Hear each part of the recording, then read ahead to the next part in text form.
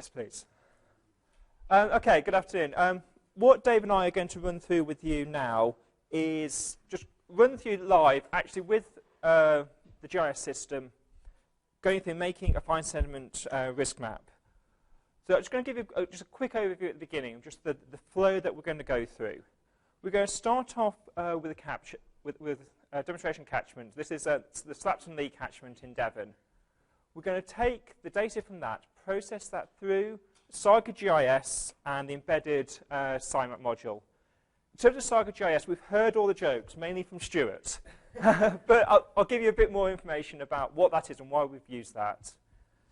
And the workflow that we're going to go through today, we're going to take the output from Saga GIS and SciMap, show you how to import that into ArcGIS to bring it in as part of your desktop GIS system, what's our standard way of doing the visualization, and so that then feeds through to give you the risk map.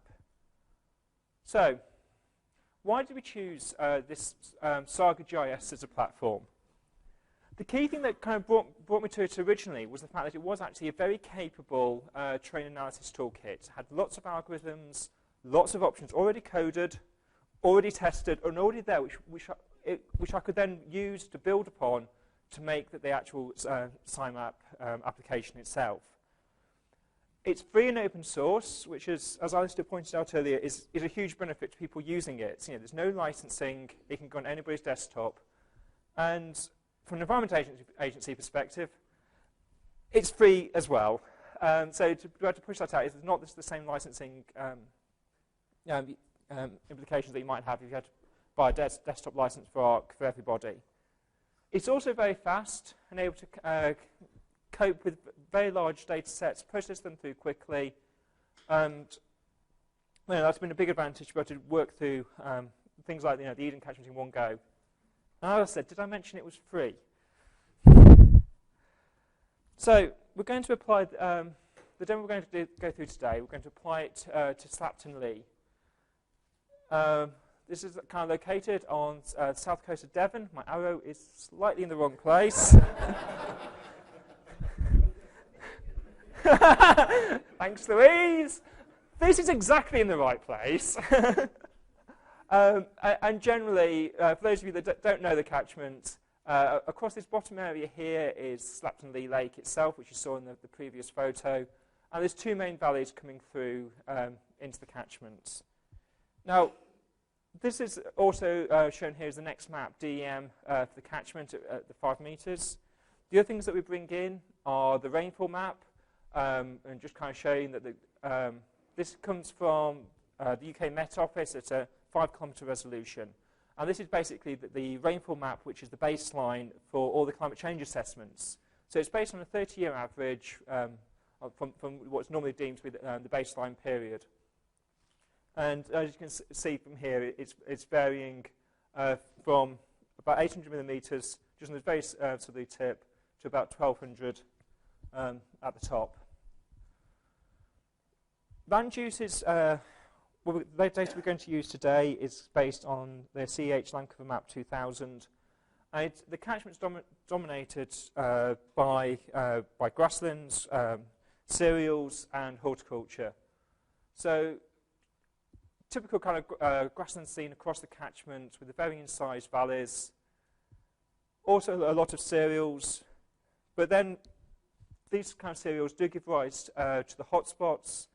The bare area giving high fine sediment risk, as well as the horticultural areas within the catchment.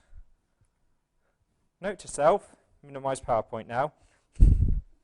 So at this point, I'll pass over to Dave. He's going to talk you through step by step going through, and I get to drive. So.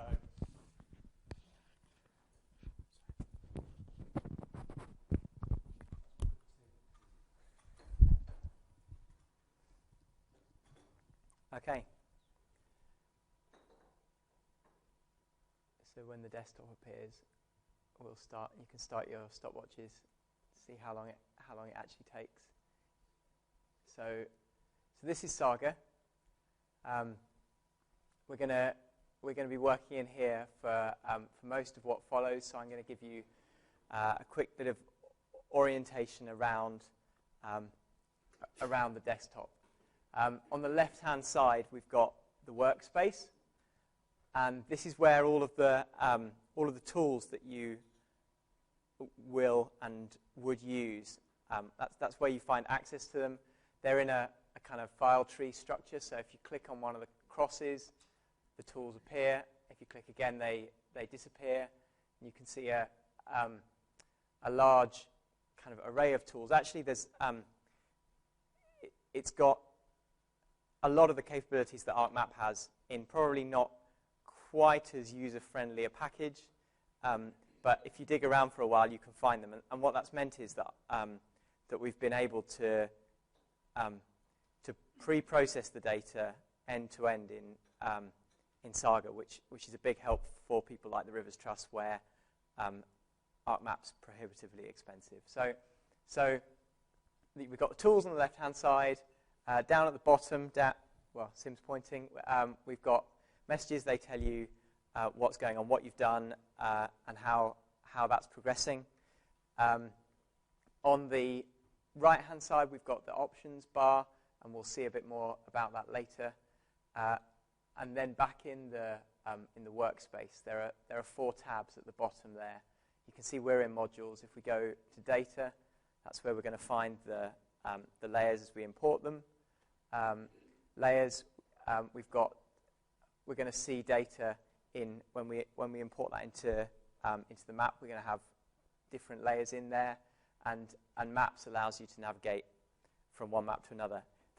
It will make a lot more sense when we actually when we look at some data. So the first thing we need to do is to import our data sets. We need to import the DEM, we need to import the land cover data, and we need to import the rainfall.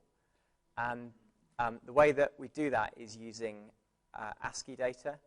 That's kind of a technical detail, but an important one. That's a format that Arc writes out. So if you've done your pre-processing in Arc, you'll have your data in ASCII format. If you're asking for it of someone else and you just want to read it straight into Saga, you need it in ASCII format. Okay, so if we just go through what it looks like to import the data, we go to Import Export Grids in the modules bar, and then we go to Import Esri ArcInfo Grid. We can double click there, and if we click in the box to the right of File, we'll see those 3 dots appear on the right-hand side there. Saga's equivalent to the folder icon that you'd find in Windows. So you just click on that, and you can then navigate to your workspace. It looks a lot like a kind of Windows interface. So we find our DEM and open it, and then we can press OK. And in the bottom right corner, you'll see a blue bar that tells us how far through whatever process we're doing we've got. So we've imported the DEM. If we go to Data now and double-click on the DEM, then we can maximize that, and we can see the Slapton DEM, similar to the image that Sim showed us a second ago. And we've got these two valleys with the high ground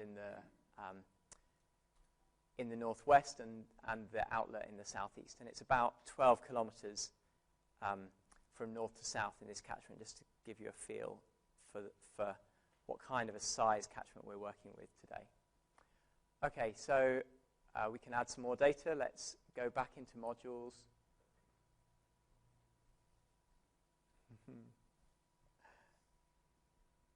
And same applies again.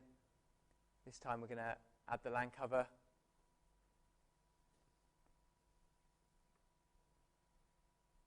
And we can look at that in data as well in a new window.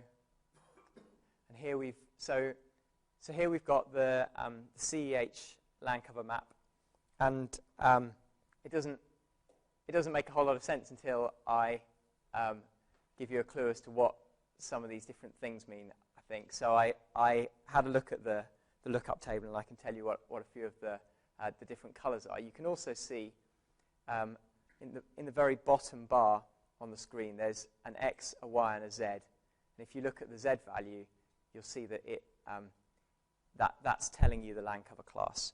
So if we hover over a bluey area that's a mid-blue, it's quite a lot of blue, and we find that there's a 51, that's intensive grass. 41 and 42, which is slightly darker blues, they're cereals and horticulture. 11, the very dark blue that you'll see it where the river, the incised river valleys were, that's woodland. The greeny colour down at the bottom is water, and the oranges are urban areas. So all I really want to show you here is, okay, we've brought in the CEH land cover data. It looks like CEH land cover data, and this is what the catchment looks like as we then move on to the next step. So let's add the rainfall data as well. Same drill.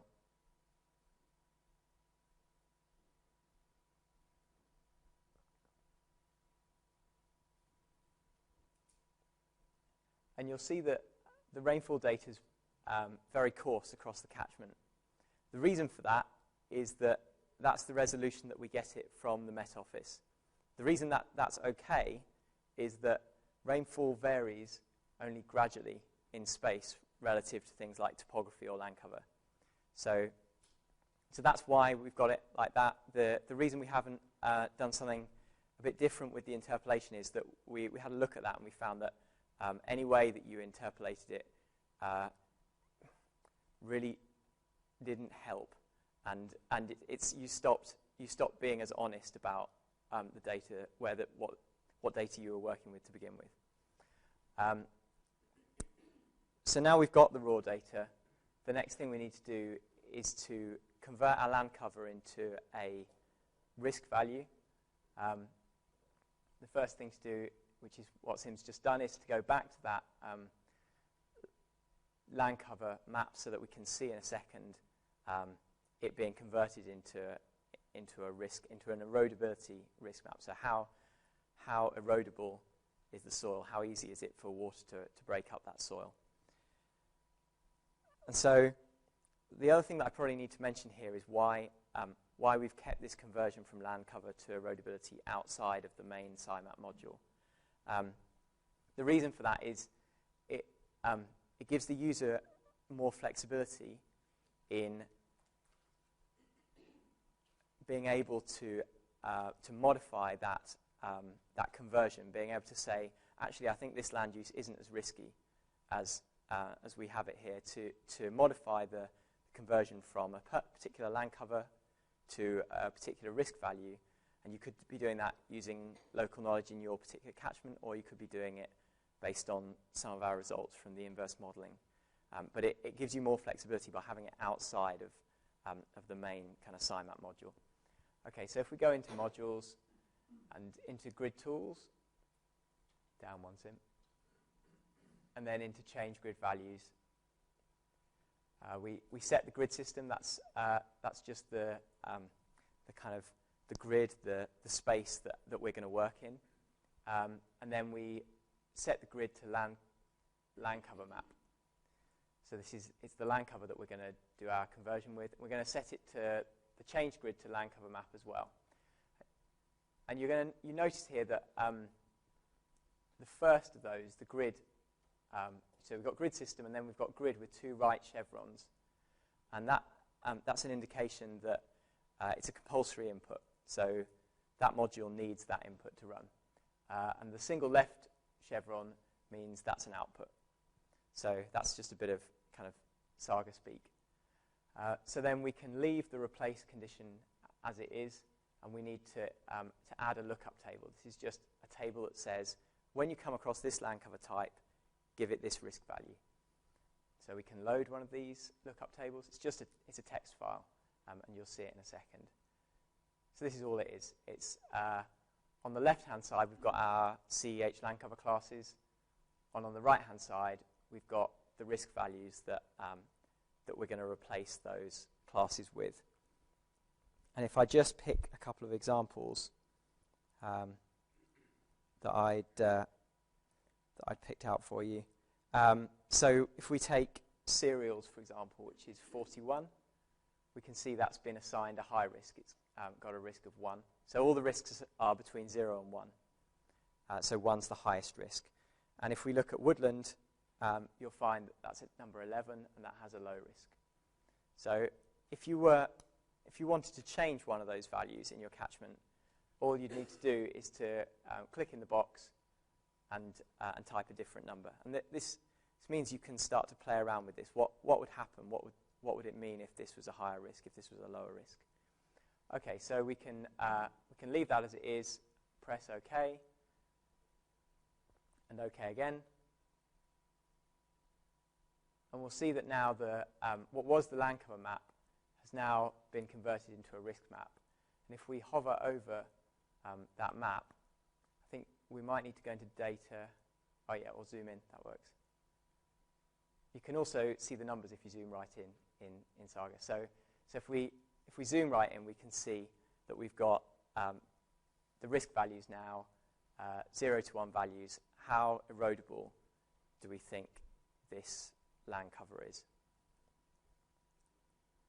Okay, so now we're ready to run SciMap, and we can do that in modules. So and then SciMap risk maps, find sediment risk,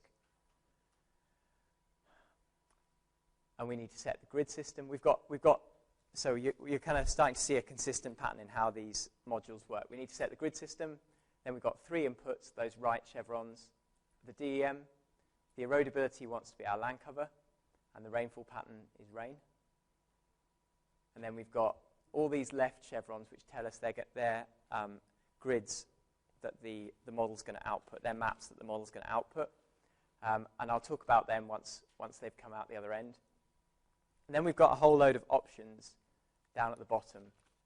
And these options are things that we've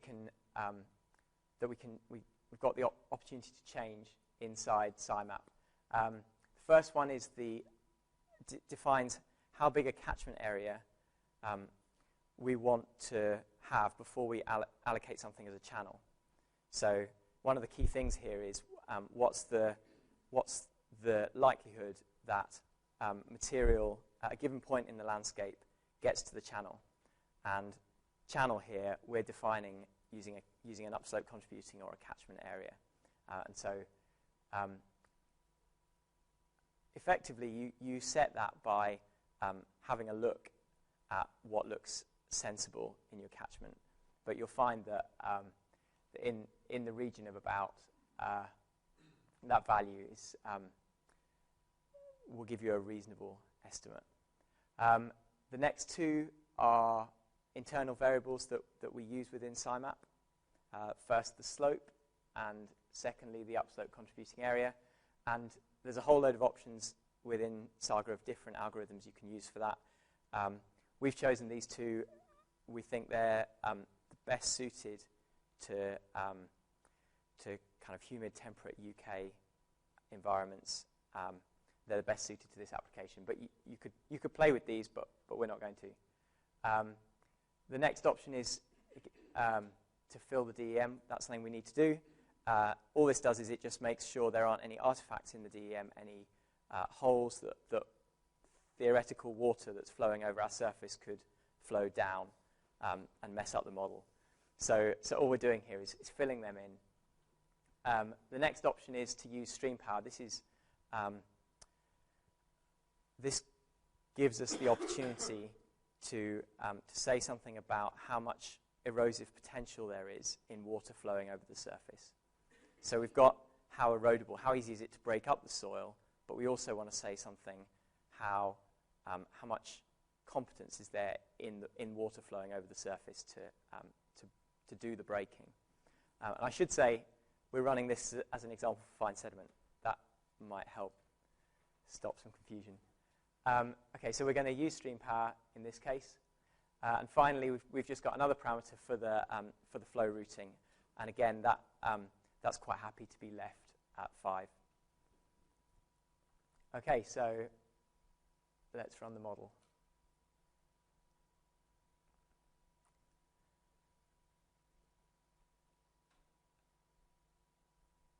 And Sim is pointing out that, that down in the bottom left corner you can see what the model's doing. So you can get a feel, probably on longer runs than this, about how far through the process you've got. And these little commands down in the bottom left corner tell you, okay, I've got to this stage. I'm doing the surface flow index. I've got to this stage. I'm assigning the risks. I'm routing it through the network. Okay, and it's finished. So if we look at data, we've got a whole load of new outputs, and I'm going to run through them with you one by one. We've got the internal variables that I was talking about before to start with. We've got the slope, and you can see here high slopes in those incised valleys near the channel. And these variables are really just a good sanity check on the model. Is it doing what we're expecting it to do? Is it outputting things right? And to give us a little bit of extra context to what we see later. So then the catchment area. And if we zoom in, what we're basically picking out here is areas with high catchment area are channels. And that's, so you can see again there, that's our rationale for locating the channels when we were looking at that previous screen. Okay, we've got the channels. This just shows you what SciMap thinks the channel network looks like. And there's probably a note there that what a DEM thinks the channel network looks like and what you know the channel network looks like in reality can be different. And it often just takes a bit of careful thought about how much that matters, and then some playing around to alter the bits that you think do matter, so that your channel network is reflecting what you see in reality. But again, that's kind of some detail. Okay, so next we can move on to the surface flow index. And what this is telling us is, for a particular point in the landscape, what's the likelihood of material that's mobilized at this point making it all the way through to the channel network. And so here we can see the blue areas are areas with a high likelihood of material mobilized making it into the channel, and the dark red areas are places with a very low connectivity, a low likelihood that material mobilized there will make it into the channel. And so we can then, this is our connectivity layer that we can then combine with our erodibility and our erosive potential to get at the risk, the at a point risk in the catchment. Okay. Okay, so if we look now at erosion risk, what we've got here is this combination of three things. So we've got the erodibility, how easy is the soil to break up? The erosive potential, how much potential is there for water to erode, to break up the soil, and the connectivity, what's the likelihood that soil, once eroded, can make it to the channel? And what we can see here is a map that reflects that combination. So where we've got a gradual change from hot to cold colours, we've got hot colours are high risk, cold colours are low risk. So where we have that gradual change, we're seeing a connectivity signal. We're seeing probably a similar land use with a similar erodibility, but different connectivity. There's a square in the middle of that, in the middle of our screen at the moment. And when you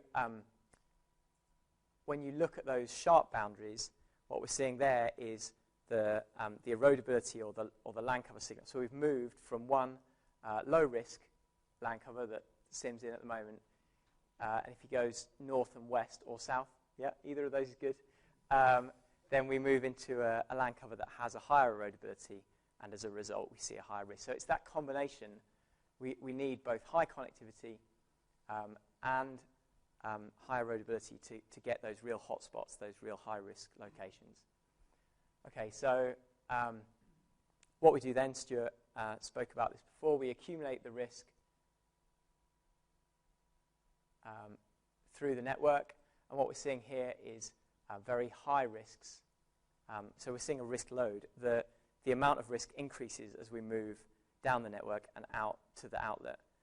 So what we need to do there is to dilute that risk by the rainfall-weighted catchment area.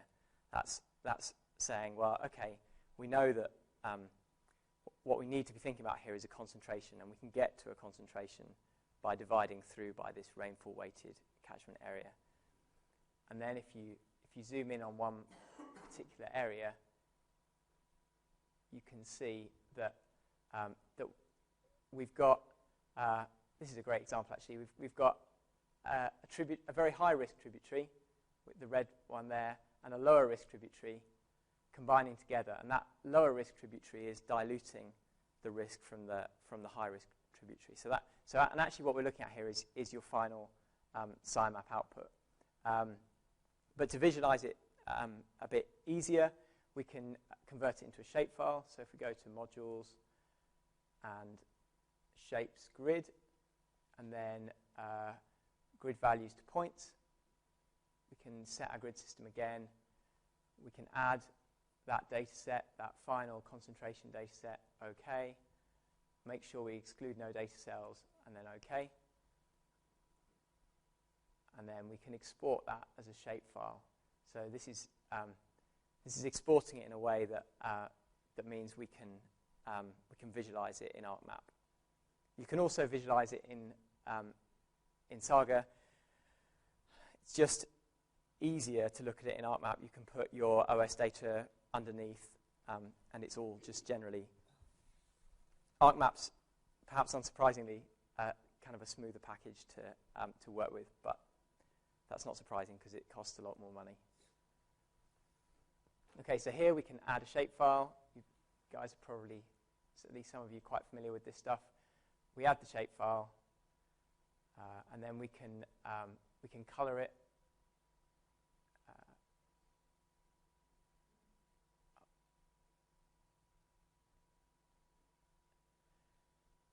So we can color it by quantities and set the value to the erosion risk. We can just OK these warnings into classify, and then set the sampling a bit bigger. That'll get rid of the warnings. And then we use the best way to think about this is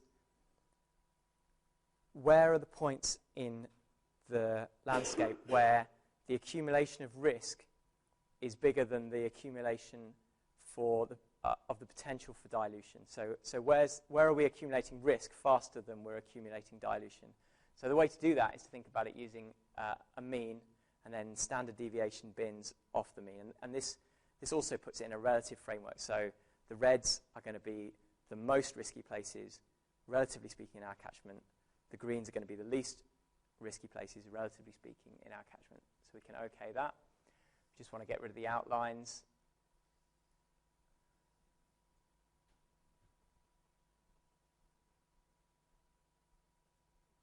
And then set the color bar again, and then OK. And that's our SciMap risk map for Slapton. And so we might then use that in the same way as lots of people have talked about today. Okay, let's have a look at where the places are, where we might expect, where we might want to go, where we might want to look. Thank you. Okay, thanks, Dave. Very impressive, not least because it's the one time missing a live demo actually worked. So that's fantastic. Thank you ever so much. So just before I hand over, any quick questions of clarification or comments? Couple, Robert. Sorry, Tom. Tom first. Go on. Just a completely easy question. The ground cover map, is this at all sensitive to solid type? No. So what we've done at the moment is taken the CEH land cover map or a Corsa land cover map, and we're just using that to give us kind of the minimum assumption, minimum data requirement signal for where the risks are going to be generated, and there's likely to be a soil type impact, but we're making the assumption that that's going to be secondary.